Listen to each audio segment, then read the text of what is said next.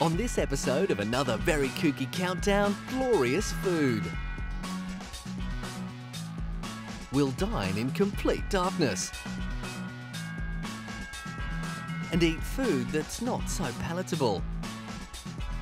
There's food art to food that simply costs a fortune.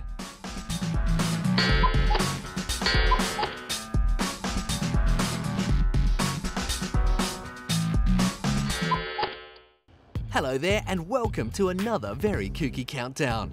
And today we're counting down the top 10 of food. Our first cab off the rank at number 10 is a great little food cafe in London called Edible, where amazingly, most of the food on the menu would be inedible to most people. Fancy deep-fried bullfrog or chocolate-coated scorpions along with crocodile sausages. The owner is convinced he's served up a winner. I am aware that things shock people on the menu, but obviously a lot of things on the menu aren't actually as scary as they sound. I mean, you know, crocodile bangers and mash, they do look like your conventional bangers and mash. We've basically also got some things on the menu to cater for people who don't, you know, who aren't as adventurous, like stinging nettle syrups or flour salads. So therefore, you know, there is something for everyone.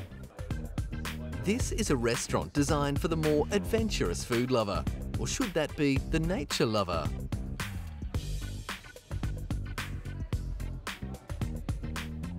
Here you have a chance to get up close and personal with a range of bugs and insects, and when you're finished looking at them, gobble them up.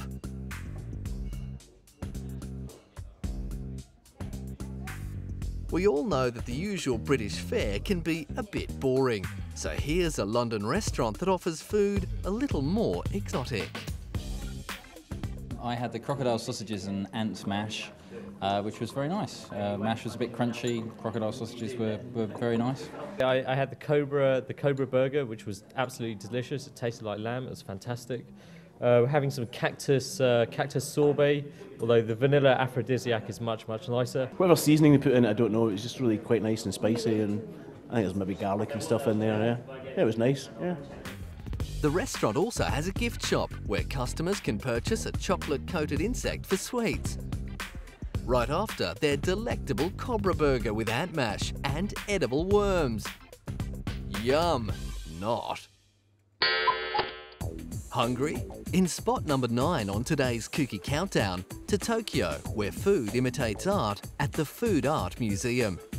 Here, people can eat their fill of pasta and desserts and see the works of the great masters made of the same ingredients. How about this? If you're really hungry, you can hoe into this leaning tower of pasta. This tower is made out of 25 kilograms of pasta of all shapes and sizes. To me, it was always obvious that it should have been the leaning tower of pizza, but the pasta seems to do the trick and sure is a lot more stable.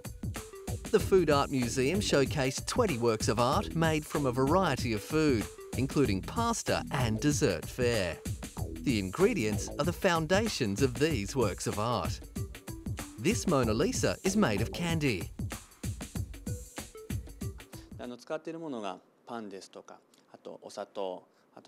The chefs who work here used sugar, coffee beans and chocolate.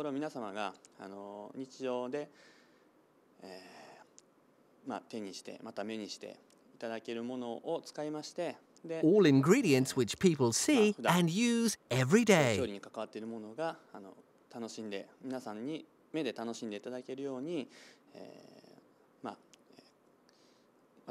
To create things which people can look at and enjoy as well as eat.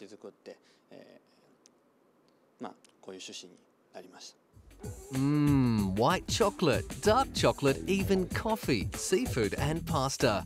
There were some delicious works of art on show at this exhibition. The gallery's conditions have to be just right too. The room with a buttered copy of Raffaello Santi's sculpture is kept extra cool, so that it will not melt ropes to keep back visitors who may be tempted to lick the King Tut, and a self-portrait of Van Gogh made of sugar. I am amazed that excessive amounts of things that we eat every day can be used to make such works of art. These chefs certainly consider themselves more than just good cooks. They're artists in their own right, and this exhibit shows that. Some of the works are not really that well made, but the Van Gogh looks really good. You might think that this food art is well done. You might not. But one thing you're certain to get from this exhibition is hunger pains. We've all heard of a long lunch, but what about a long sandwich? This is the longest sandwich ever made, and it takes our number 8 spot on this another very kooky countdown. Here in Taiwan, 1,034 students came together and built the world's longest sandwich. The massive meal stretched across table after table, measuring 625 metres long, topping the old world record by more than 300 metres. The giant sandwich was loaded with more than 1,400 kilograms of meat and vegetables and was served on around 600 kilograms of bread. This lot were all students who jumped at the chance to take part in a world record attempt. But they also scored a free lunch, which I think for most was the important thing. Still to come, kooky food and even more kooky concoctions.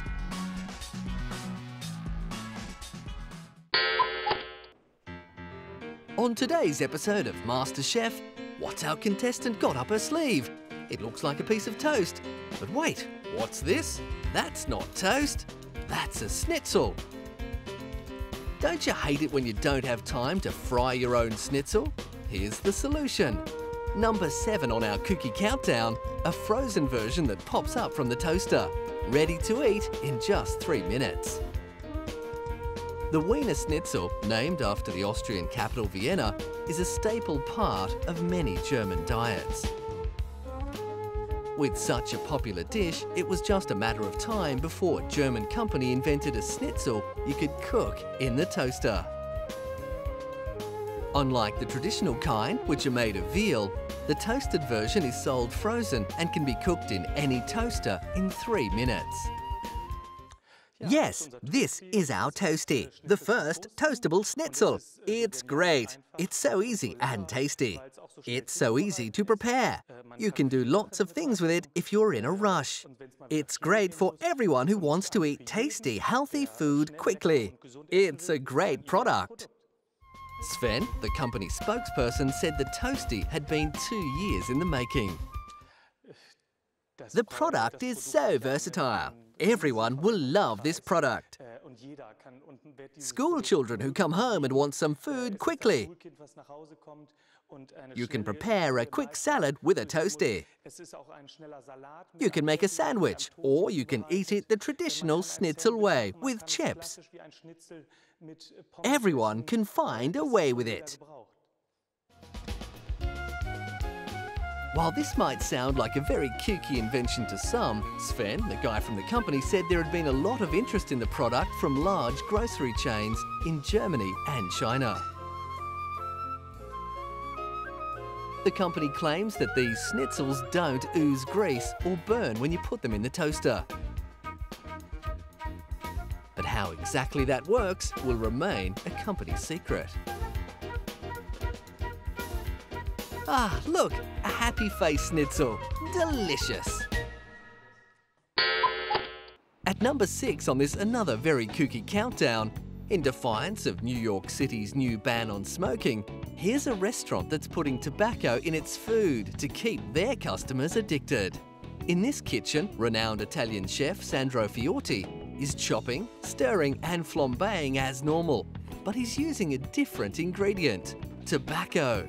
You give the leaf tobacco, give it a chop, and give it the pans for the butter, brandy and water, and you boil it for 50 minutes. And poi the juice reduce or use it for anything you like. After a fair bit of trial and error, the restaurant thinks it now has 3 great additions to its menu.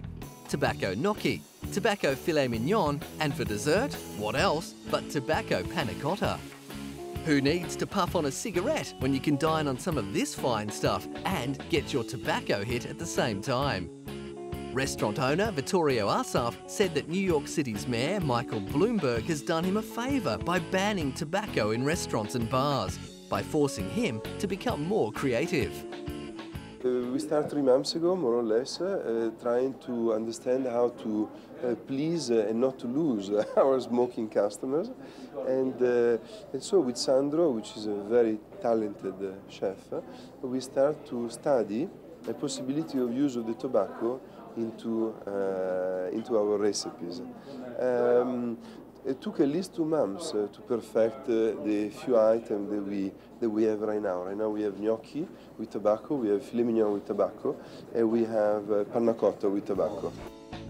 If the thought of chewing tobacco, let alone smoking it, makes you feel sick to the stomach, don't stress. There's only a tiny amount of tobacco used in each dish, about half a gram.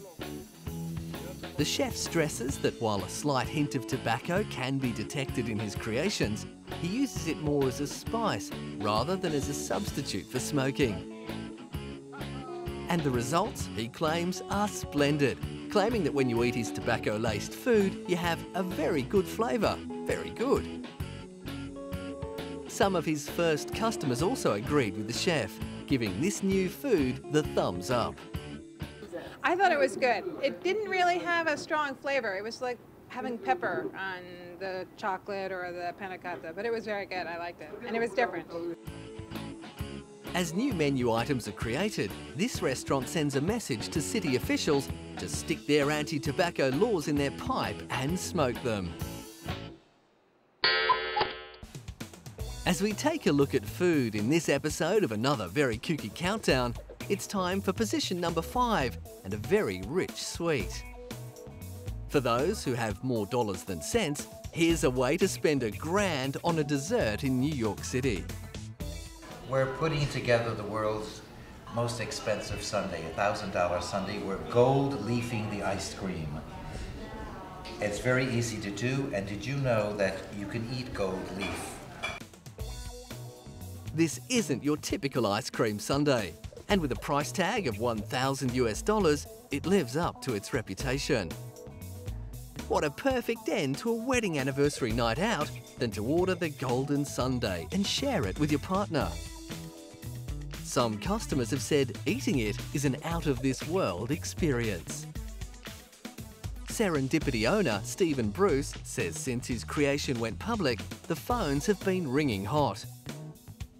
As a bonus, if you fork out the $1,000, you even get to keep the crystal dish that it's served in. At nearly 1 foot tall, this dessert invited the interest of the Guinness Book of World Records, who presented the ice cream parlour Serendipity with a certificate for the world's most expensive ice cream sundae. They call it the Golden Opulent Sundae, and it was designed to celebrate the ice cream parlour's 50th birthday. Creator and parlour owner Stephen Bruce says the ingredients that make up the rich dessert are fit for a king. The most expensive part is the gold leafing. We take 5 balls of vanilla ice cream and cover them with sheets of gold paper. The gold paper can be edible, and it's just quite an interesting thing. It can make your insides much richer. Then we have caviar that's infused with passion fruit nectar. We have candies, fruit from Foshan, cherries from Foshan. We have the most expensive chocolate from Venezuela. Some customers even feel a bit guilty indulging in this one. Really decadent. I feel a little bit guilty eating such a rich dessert, and just that it's $1,000 is decadent in and of itself. So yeah, it's really fun and very indulging. Decadent and totally indulgent. Our number 5 spot on this week's countdown is a sweet tooth's delight. Delicious.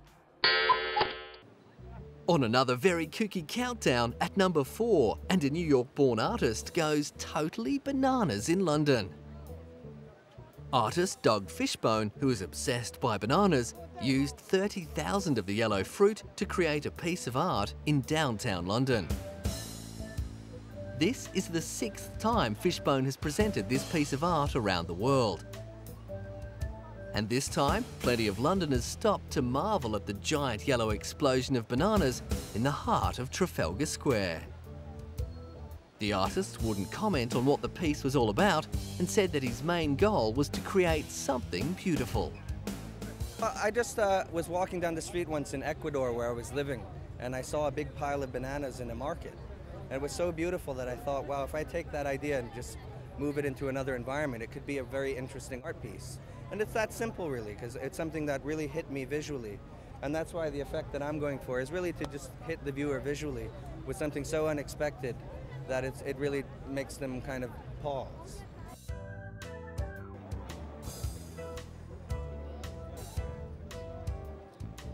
He did say that he wanted to engage with his audience, and by mid-afternoon invited the public to come and grab a piece of his art and take home a handful of the bright yellow bananas.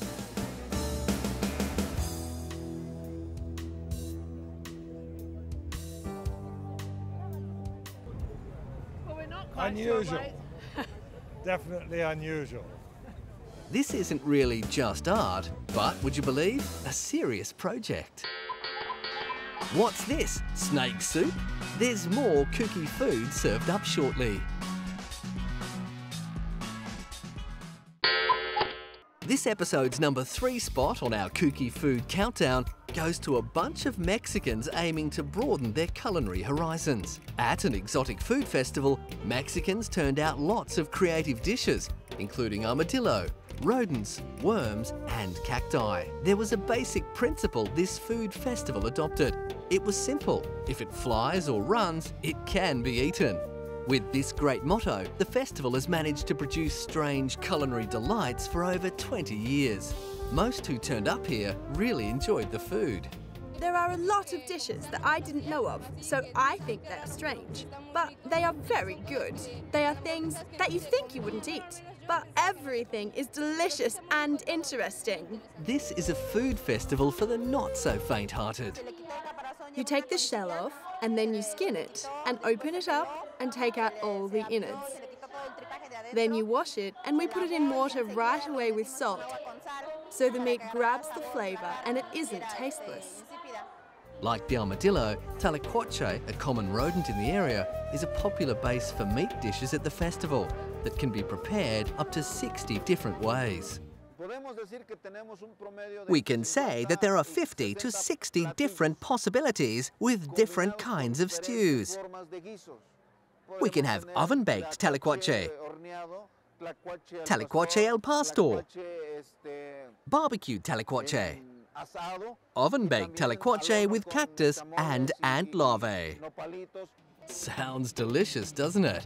A panel of local judges tasted all 60 dishes and rated them on presentation, originality and cleanliness. After a number of judges went home sick, there were some announcements, and winners were given new televisions and encouraged to go home and watch as many cooking shows as possible. If you're feeling queasy, don't stress, we're almost done on our food countdown at number 2 now. And who likes a nice candlelit dinner? Great. Then who likes dining out in complete darkness? Crazy people, I hear you saying. Yes, you're absolutely right. Like these guys. So far, no guest has said that he already knows what it's like to eat in the dark. And most people are totally excited afterwards. And they discuss at length how much of the food they recognized. At first, it looks like a nice candlelit dinner. But when the room turns dark, guests start poking forks in their food and then trying to find their mouths. This German restaurant specialises in staging dinners in complete darkness. The concept is so popular that it's booking out weeks in advance. Oh, and don't worry about reading a menu, there are none. Everyone is served a set vegetarian menu, but they don't even know what will be. Yum! This food is so good I lick my plate. At least I think that's my plate.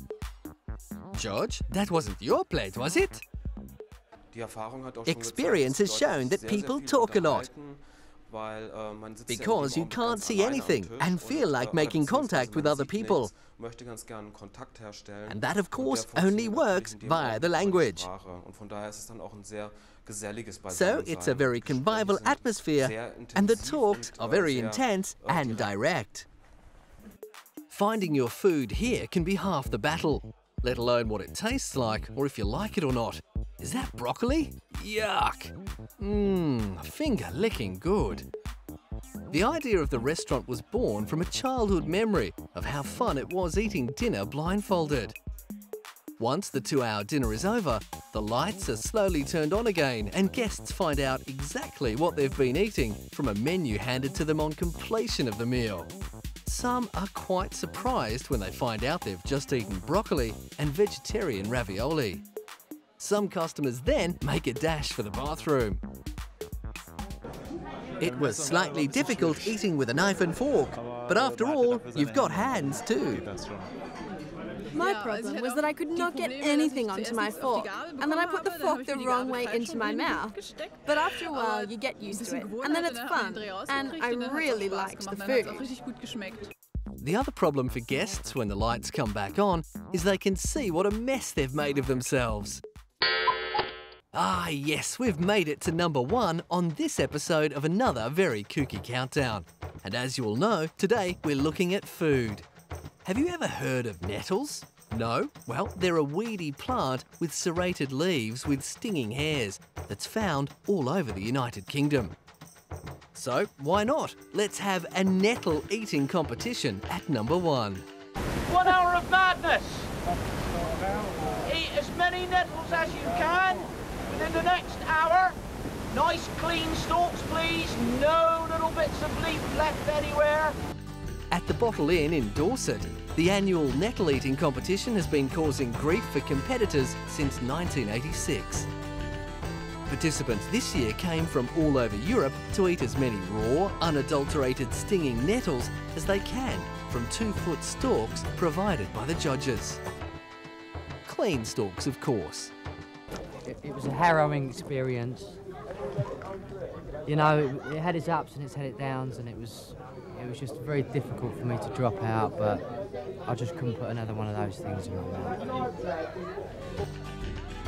And it looks like we have a winner. Yeah, the contest was good this year. The nettles definitely tasted nicer. We've had a bit of rain this afternoon, which has softened them off, which makes them sort of a lot more palatable, easier to get down. The challenge was good. Let's do it all again next time on another Very Kooky Countdown.